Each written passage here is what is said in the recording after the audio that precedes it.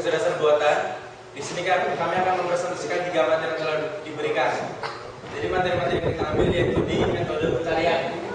Metode pencarian, jadi metode pencarian dalam kaitannya dengan kecerdasan buatan itu dibagi menjadi 2. Yang pertama adalah blind searching. Blind searching adalah model pencarian buta atau pencarian yang tidak memiliki informasi awal. Jadi pada blind search itu nilai awal sama sekali tidak ada. Kemudian ciri-ciri utama dari blind search adalah membangkitkan simbol berdasarkan urutan. Kemudian kalau ada solusi maka solusi akan ditemukan. Yang ketiga, hanya memiliki informasi tentang node yang telah dibuka. Node selanjutnya tidak diketahui. Yang termasuk dalam metode blind search ada 6. Yang pertama adalah breadth first search atau BFS, kemudian depth first search atau DFS, kemudian depth repeated search atau DRS, kemudian uniform cost search atau UCS, kemudian iterative depending search atau IDS, dan yang terakhir bidirectional search atau BDS. Yang kedua adalah heuristic searching. Kalau tadi pada blind searching nilai awal tidak diketahui, kebalikannya kalau heuristic searching jadi nilai awal sudah diketahui. Definisinya adalah heuristic search merupakan metode pencarian yang memperhatikan nilai heuristik atau nilai perkiraan. Teknik pencarian heuristik merupakan suatu strategi untuk melakukan proses pencarian ruang keadaan atau state space, suatu perbedaan secara selektif yang memadu proses pencarian yang kita lakukan di sekitar jalur yang memiliki kemungkinan sukses paling besar dan mengesampingkan usaha yang bodoh dan membocorkan waktu. Dan heuristic searching di sini juga ada 6 kategori di dalamnya. Yang pertama adalah binary and test, kemudian Hill-Clady, base first search, alpha beta planning, mean state analysis, kemudian yang terakhir adalah constraint satisfaction. Dalam melakukan searching tentunya di dalamnya memiliki beberapa kriteria. Kriteria pengukuran dalam searching itu ada 4. Yang pertama adalah completeness. Apakah metode tersebut menjamin penemuan solusi jika solusinya memang ada? Yang kedua, time complexity. Berapa lama waktu yang diperlukan? Kemudian ada splash complexity. Berapa banyak memori yang diperlukan? Yang terakhir, optimality. Atau apakah metode tersebut menjamin menemukan solusi yang terbaik jika terdapat beberapa solusi berbeda? Seperti itu. Pada kesempatan ini kami akan membahas mengenai 2 teknik pencarian tadi, tetapi kami ambil bagian-bagiannya saja. Pada blind searching kami akan mencoba membahas mengenai breadth first search atau BFS dan depth first search atau DFS. Kemudian pada heuristic searching kami akan membahas tentang generate and test. Yang pertama adalah breadth first search atau BFS.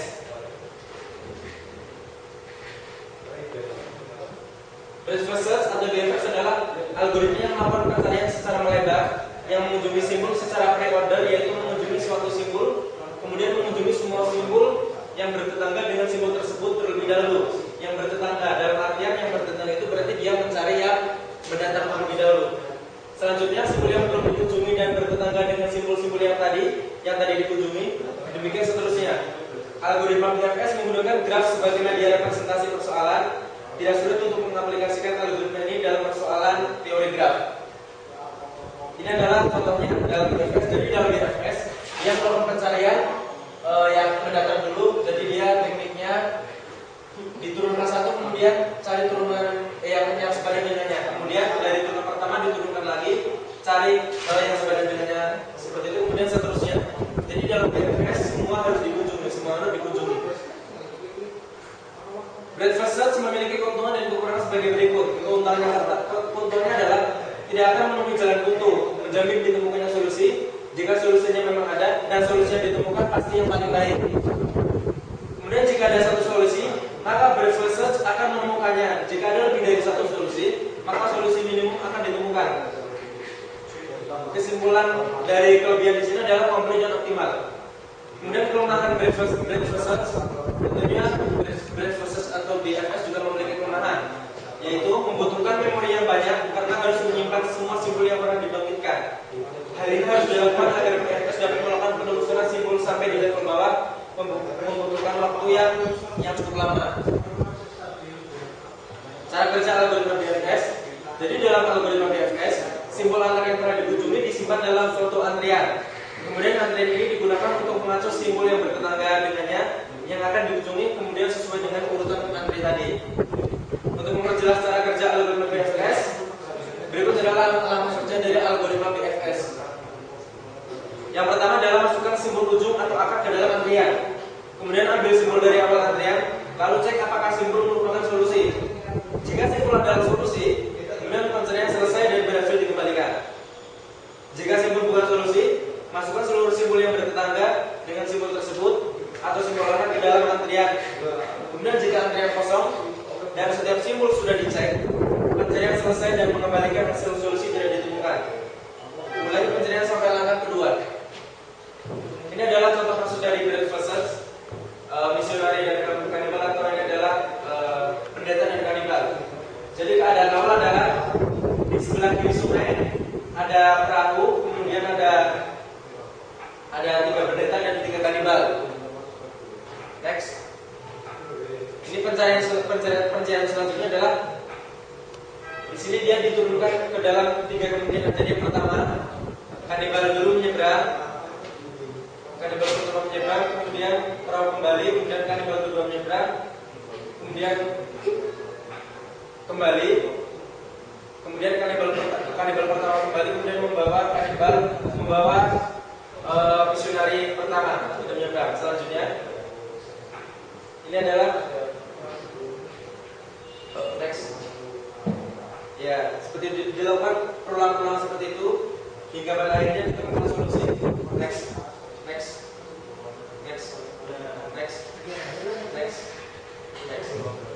Akhirnya ditemukan solusi seperti ini. Ini adalah solusi akhir. Jadi di sini bisa ditulis ada level 3 level ya. Level 0, level 1, level 2, level 3. Ditemukan pada level ketiga. Seperti itu. Ini adalah jadi konsep dari yang sendiri, dia melakukan pencarian, diturunkan satu, kemudian dituntaskan sampai ke akhir, kemudian diturunkan lagi, dituntaskan sampai ke akhir, kemudian diturunkan lagi, dituntaskan sampai ke akhir, seperti ini akhirnya menjadi hasil seperti ini. Next. Tadi adalah DFS. Kemudian selanjutnya kami akan membahas mengenai default search atau DFS. Jadi default search atau DFS adalah proses searching sistematis upaya melakukan ekspansi sebuah path atau jalur menuju penyelesaian masalah sebelum melakukan eksplorasi terhadap path yang lain. Proses searching mengikuti sebuah path tunggal sampai menemukan goal atau dead end. Apabila proses searching menemukan dead end, DFS akan melakukan penelusuran balik ke node terakhir untuk melihat apakah node tersebut memiliki path cabai yang belum dieksplorasi. Next. Apabila cabang ditemukan, DFS akan melakukan cabang tersebut. Apabila sudah tidak ada lagi cabang yang dapat dieksplorasi, DFS akan kembali ke node parent dan melakukan proses searching terhadap cabang yang belum dieksplorasi dari node parent sampai menemukan penyelesaian masalah. Urutan fungsi searching DFS ditunjukkan dalam gambar 15 A, B, E, F, G, C. Ini adalah gambarnya. Jadi kalau BFS tadi kan dia konsepnya turun di sini kemudian selesaikan urutannya ke sini dulu. Kalau DFS bedanya dia melakukan sampai ke kedalaman yang paling dalam. Jadi di sini A diturunkan ke B, kemudian B ke sini. Setelah ini ke sini naik lagi ke sini. Ini seperti itu. Jadi dia melakukan dari paling kiri ditelusuri dulu sampai level paling bawah, kemudian dia kembali ke atas untuk melakukan penelusuran di sebelahnya yang paling kiri, ditelusuri ke paling bawah, kemudian ke atas lagi, ditelusuri paling ke bawah lagi. Jadi dia maksudnya turun seperti ini. Kemudian naik, turun lagi seperti itu. Next. Kelebihan DFS di sini adalah pemakaian memori hanya sedikit, berbeda jauh dengan BFS yang harus menyimpan semua node yang pernah dibangkitkan. Jadi kalau DFS, node-node yang dibangkitkan itu tidak disimpan dalam memori. Jika solusi yang dicari berada pada level yang dalam dan paling kiri, maka DFS akan menemukannya secara cepat. Tadi kan ditelusuri dari paling kiri. Kalau solusi sudah ditemukan di paling kiri tersebut, pencarian akan dihentikan. Kelemahan DFS adalah jika poinnya dibangkitkan mempunyai level yang dalam atau tak terhingga, maka tidak ada jaminan untuk menemukan solusi. Misalnya seperti ini, kalau misalnya solusinya ternyata tidak diketahui berada di mana, dia sudah melakukan pencarian sampai diturunkan, misalnya dia berada di paling kiri, diturunkan sudah sampai ke 100, tetapi tidak ditemukan. Seperti itu contohnya. Ini ada contoh masalah. Jadi di sini ada petani, kemudian ada domba, ada serigala, dan ada sayuran. Tujuannya menyeberangkan dari sini ke sini tanpa ada yang termakan, seperti itu ya.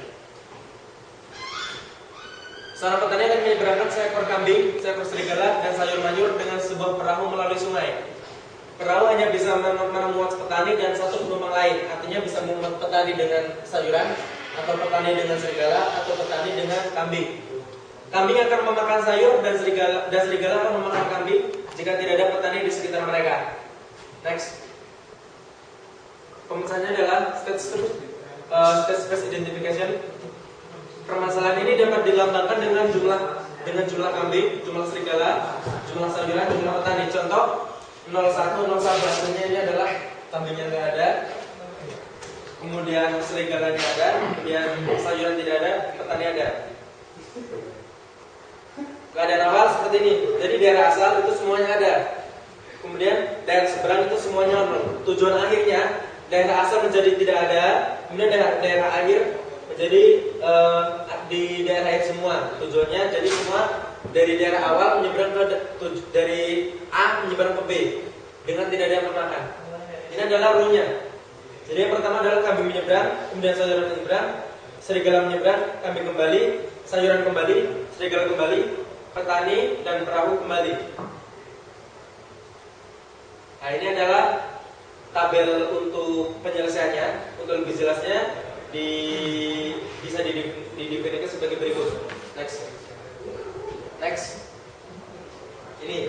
Jadi tadi kondisi awal masih nol semua. Ya, pertama adalah bawa domba ke kiri sungai. Setelah itu kembali ke kanan, tentunya dengan petani. Kemudian petani tersebut membawa serigala ke sebelah kiri. Kemudian petani dan perahu kembali ke kanan bersama dengan domba. Kemudian domba diletakkan di sebelah kanan, kemudian tukar dengan sayuran dibawa ke kiri. Kemudian petani dan perahu kembali ke sebelah kanan, kemudian domba dibawa ke kiri. Next. Jadi tadi penyelesaian seperti itu untuk yang kasus ini. Kemudian yang ketiga adalah membahas mengenai ini adalah heuristic searching dengan metode generate and test. Next. Teknik generate and test adalah teknik yang paling mudah dibandingkan teknik search yang lain, namun relatif lebih lama dalam mendapatkan solusi. Algoritma generate and test bentuk solusi yang mungkin untuk beberapa masalah. Ini berarti membentuk poin terpisah dari area permasalahan. Pada masalah lain, ini berarti membentuk jalur dari start awal. Lakukan tes untuk melihat apa poin yang ditempuh adalah solusi dengan membandingkan poin yang dipilih atau poin terakhir dari jalur yang dipilih dengan kumpulan state tujuan. Jika solusi sudah ditemukan, wait. Jika belum, kembali ke langkah 1. Next. Ini adalah kebaikan dan keburukan generate and test. Jika penurunan solusi yang mungkin dilakukan secara sistematis, maka prosedur di atas akan dapat menemukan solusi suatu saat jika memang ada. Tapi sayangnya, jika ruang permasalahan sangat luas, maka saat ditemukannya solusi akan menjadi sangat lama. Cara terbaik menerapkan generate and test yang sistematis adalah pada tree dari deep first search dengan backtracking, yaitu kembali ke state sebelumnya bila ditemui state yang sudah pernah dites atau memodifikasi prosedurnya untuk menelusuri state pada bentuk graph. Next. Ini adalah contoh kasus dari generate and test. Ini ada travel salesman atau TSP.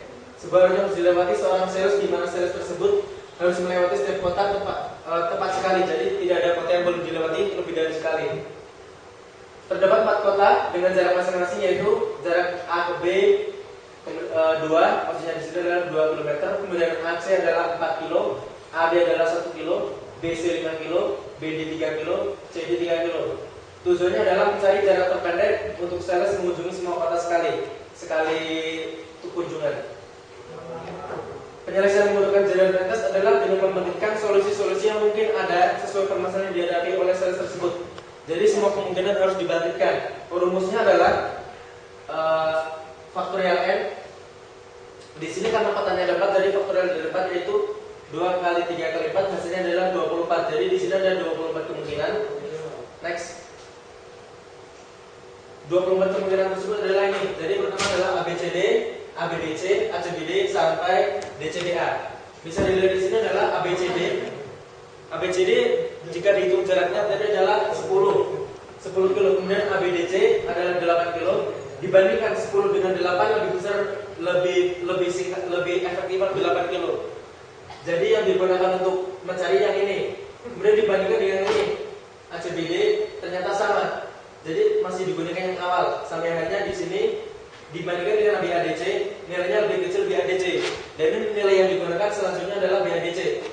Demikian sampai ke DCBA. Jadi solusinya di sini ada beberapa solusi dengan jarak yang sama. Artinya bebas memilih di antara solusi-solusi tersebut. Dari tabel di atas, solusi pertama yang diberikan adalah ABCD dengan 10. Solusi kedua ABDC 8. Ternyata solusi kedua tadi menghasilkan jarak yang lebih pendek, sehingga dipilih lintasan ABDC tadi. Kelemahan dari teknik ini perlu diberikan semua kemungkinan yang ada. Jadi kemungkinan yang ada kalau misalnya kotanya menjadi 5, maka kemungkinannya akan menjadi 120 kombinasi dan itu harus dibangkitkan semua. Seperti itu. Terima kasih. Jadi itu adalah presentasi mengenai kelompok kali mengenai general and test, kemudian breadth first search dan depth first search. Terima kasih atas perhatian teman-teman. Assalamualaikum warahmatullahi wabarakatuh.